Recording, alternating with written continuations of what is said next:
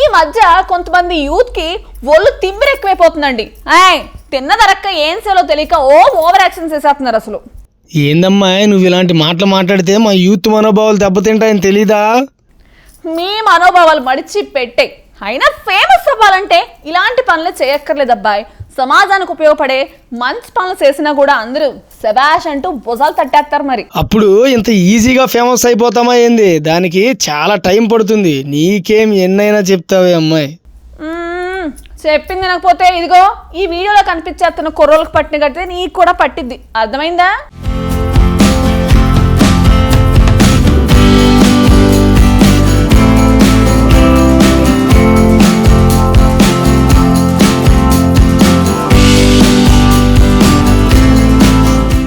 ఏందో ఈ మధ్యన చాలా మంది కుర్రాళ్ళు తామేదో పెద్ద హీరోలని అనుకుంటున్నారు.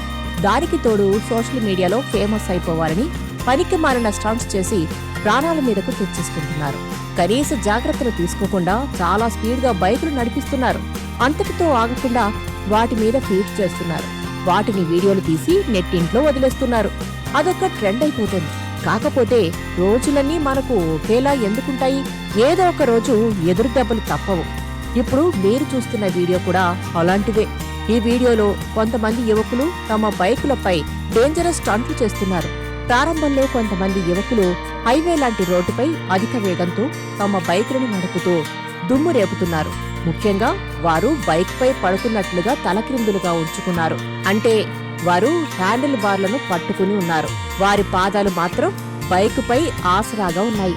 కడుపుపై పడుకుని రైడింగ్ చేస్తున్నారు. స్పీడ్ చాలా ఎక్కువగా ఉండడంతో చూసేవారిని కూడా భయపెట్టాయి. ఇంతలో అకస్మాత్తుగా ఒక ట్రక్కు ముందుకు వెళ్తోంది.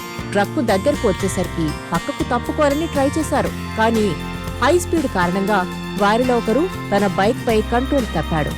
అంతే, నేరుగా ట్రక్కును ఢీకొట్టాడు. ఆ ఢీకొన్న వ్యక్తి పెద్ద సౌండ్తో రోడ్డుపై పడిపోయాడు. ఈ వీడియో చూసిన తర్వాత నెటిజన్లు రకరకాలుగా వ్యాఖ్యానించారు. ఈ ప్రమాదం చాలా దారుణంగా కనిపిస్తుంది. చూసిన వారిని షాక్ గురిచేశాయి. అతని బైక్ కూడా బాగా దెబ్బతిన్నట్టుగా ఉంది. ఆ యువకుడి పరిస్థితి ఏంటన్నది తెలియలేదు. ఈ వీడియో సోషల్ మీడియాలో వైరల్ కావడంతో జనం దుమ్మెత్తిపోస్తున్నారు. స్టంట్ల కోసం మీ ప్రాణాలను పణంగా పెట్టొద్దంటూ చాలా మంది కామెంట్లు చేశారు. మరికొందరు ఇది సినిమా కాదు, నిజ జీవితమని కామెంట్ చేశారు. మనం ఎక్స్ట్రాలు చేస్తే ఇలానే ఉంటుందని ఇంకొందరు పేర్కొన్నారు.